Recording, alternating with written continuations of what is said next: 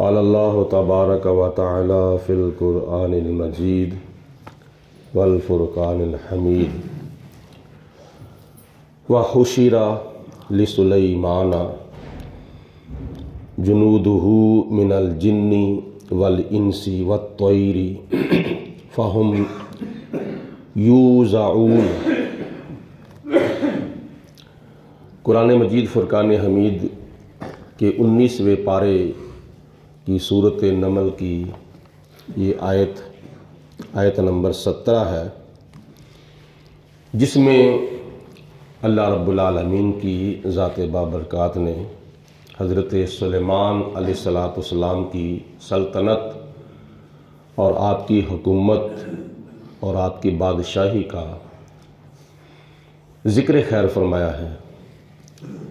وحشر، اور حاضر کیے جاتے تھے، لسلیمان، حضرت سلیمان علیہ السلام کے واسطے، یعنی حضرت سلیمان علیہ السلام کی جب کچہری لگتی تھی تو آپ کی بارگاہ میں، آپ کے سامنے مختلف لشکروں کو اور مختلف مخلوقات کے گروہوں کو حاضر کیا جاتا تھا، جمع کیا جاتا تھا۔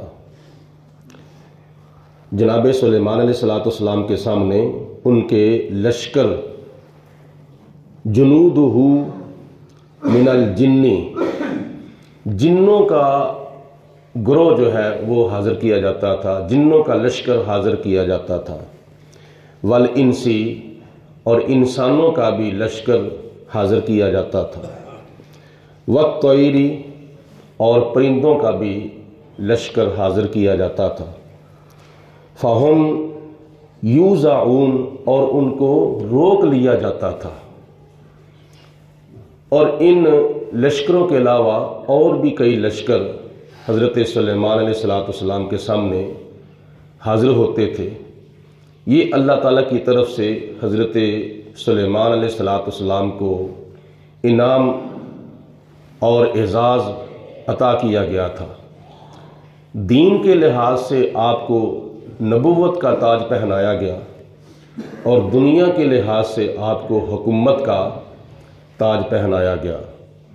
ایک وقت میں حضرت سلیمان علیہ السلام اللہ کے نبی بھی تھے، اور حضرت سلیمان علیہ السلام زمین کے اوپر پوری دنیا کے بادشاہ بھی تھے۔ مشرق سے لے کر مغرب تک، شمال سے لے کر جنوب تک حضرت سلیمان علیہ السلام کی بادشاہی تھی، اور آپ کی حکومت تھی، اور آپ کی سلطنت تھی۔ اور ایک اور بادشاہ کا تذکرہ قرآن پاک میں ہے، وہ ہے حضرت سکندر ذوالقرنین۔ ان کے بارے میں علیہ السلام بھی کہا جاتا ہے، اور رضی اللہ تعالی عنہ بھی کہا جاتا ہے، کیونکہ مفسرین میں سے کچھ ایسے مفسرین ہیں جو حضرت سکندر ذوالقرنین کے بارے میں یہ رائے رکھتے ہیں کہ وہ اللہ کے نبی تھے، اور کچھ کہتے ہیں کہ وہ اللہ تعالیٰ کے ولی تھے۔ پوری دنیا کے بادشاہ تھے، پوری دنیا کے حاکم تھے۔ نبی کریم صلی اللہ علیہ وسلم کو جو اللہ پاک کی ذات نے حکومت عطا فرمائی ہے، وہ بے مثل و بے مثال حکومت عطا فرمائی ہے۔ آپ قرآن پاک کی اس آیت مبارکہ کے علاوہ اور بھی آیتوں پر غور کریں۔ حضرت سلیمان علیہ السلام کی حکومت انسانوں پر بھی تھی، جنوں پر بھی تھی، اور پرندوں پر بھی تھی، اور بھی کئی مخلوقات پر، حتیٰ کہ شیاطین کو بھی جناب سلیمان علیہ السلام کے لیے مسخر کر دیا گیا تھا۔ اور قرآن پاک میں آتا ہے کہ اللہ تعالیٰ نے جناب سلیمان علیہ السلام کو ہوا کے اوپر بھی حکومت عطا فرمائی تھی۔ ہوا بھی چلتی تھی تو حضرت سلیمان علیہ السلام کے حکم سے چلتی تھی۔ یہ اللہ تعالیٰ کی عطا ہے، یہ خدا تعالیٰ کی ذات بابرکات کی عطا سے حضرت سلیمان علیہ السلام کے تابع تھی کیا؟ ہوا، کیونکہ جب آپ کا تخت اڑتا تھا وہ ہوا کے اندر اڑتا تھا، اور آپ کے لیے ہوا کو حاضر کر دیا جاتا تھا کہ اے سلیمان اس ہوا کو جو آپ حکم فرمائیں گے. آج کل تو کئی لوگ نبیوں ولیوں کی نفی کرتے ہوئے یہاں تک عقیدہ رکھتے ہیں کہ اللہ کے حکم کے سوا تو درخت کا پتا بھی نہیں ہل سکتا. بھئی درخت کا پتا کیسے ہلتا ہے؟ جب ہوا چلتی ہے. تو ہوا کو تو اللہ تعالیٰ نے جناب سلیمان علیہ السلام کے تابع کر دیا تھا. تو اللہ تعالیٰ کے حکم سے جو پتا نہیں ہلتا یہ ذات کا مسئلہ ہے. اور اللہ کے پیارے نبی جناب سلیمان علیہ السلام کے حکم سے جب ہوا چلتی تھی یا رکتی تھی یا کوئی چیز کہاں سے کہاں پہنچانی ہوتی تھی تو یہ اللہ تعالیٰ کی عطا تھی جناب سلیمان علیہ السلام کے لیے. اور ان کو حاضر کر دیا جاتا تھا اور پھر ان کو روک دیا جاتا تھا. کسی مخلوق کا لشکر جو تھا وہ حاضر ہوتا تھا تو اس کی لائن بنانے کے لیے، اس کی صف بنانے کے لیے، اس کی قطار بنانے کے لیے ان کو روک دیا جاتا تھا. یعنی اگلے جو تھے وہ آگے نہیں جا سکتے تھے، وہ کھڑے ہو جاتے تھے اور ان کے پیچھے پھر ان کو ایک کے بعد دیگرے، ایک کے بعد دوسرا، دوسرے کے بعد تیسرا، تیسرے کے بعد چوتھا، چوتھے کے بعد پانچواں، چھٹا، ساتواں، آٹھواں، نواں، 10واں، 11واں، 12واں، 13واں، اس طرح ان کو کھڑا کر دیا جاتا تھا. کوئی پرندہ تھا تو وہ آگے پیچھے تھے. پرندوں کی لائن، ایک طرف پرندوں کی لائن، ایک طرف انسانوں کی لائن، ایک طرف جنوں کی لائن. یہ مختلف لشکر جناب سلیمان علیہ السلام کی بارگاہ میں حاضر ہوتے تھے. اور آپ کا جب یہ تخت لگتا تھا تو سارے جبین نیاز جھکا کر اور فرما برداری کی شکل و صورت اختیار کر کے جناب سلیمان علیہ السلام کے سامنے بیٹھے ہوتے تھے، حاضر ہوتے تھے. نبی کریم علیہ السلام کی بارگاہ میں جب صحابہ کرام بیٹھتے تھے تو اس طرح ادب کے ساتھ، احترام کے ساتھ، تعظیم کے ساتھ بیٹھتے تھے کہ ان کی نظریں چہرہ والضحیٰ پہ لگی ہوتی تھیں اور اس طرح وہ ساکن ہوتے تھے کہ ان کے سروں کے اوپر پرندے بھی آ کے بیٹھ جاتے تھے تو اس طرف توجہ ہی نہیں کرتے تھے کہ پرندہ کب ہمارے سروں کے اوپر آ کے بیٹھا ہے اور کب اڑ کے چلا گیا ہے. یہ بارگاہ مصطفیٰ کا ادب تھا، یہ حضور علیہ السلام کے دربار کا احترام تھا. تو جناب سلیمان علیہ السلام کی تو حکومت صرف اور صرف زمین پر تھی نا.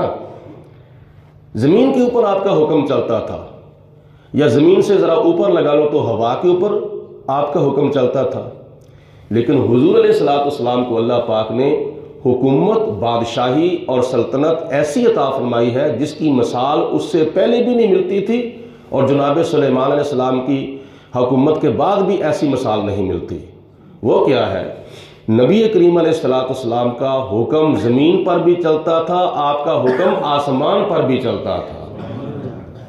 کیونکہ آپ نے ارشاد فرمایا ہے حدیث پاک میں، وزیران فی السماء و وزیران فی الارض. حضور فرماتے ہیں کہ میرے 2 وزیر آسمانوں پر ہیں اور 2 وزیر میرے زمین پر ہیں. صحابہ عرض کرتے ہیں یا رسول اللہ وہ کون سے آپ کے وزیر ہیں آسمانوں پر؟ آپ نے فرمایا کہ آسمانوں پر جو میرے 2 وزیر ہیں وہ حضرت جبرائیل علیہ السلام ہیں اور حضرت میکائیل علیہ السلام ہیں، اور جو میرے 2 وزیر زمین پر ہیں وہ حضرت ابو بکر صدیق ہیں اور حضرت عمر فاروق ہیں رضی اللہ تعالی عنہما. اتنی بڑی بادشاہی تحت الثری سے لے کر عرش اولا تک، مشرق سے لے کر مغرب تک، شمال سے لے کر جنوب تک، اتنی بڑی بادشاہی. صوبے 2، وزیر 4، ایک زمین کا صوبہ، ایک آسمان کا صوبہ، ایک فرش کا صوبہ، ایک عرش کا صوبہ اور وزیر 4.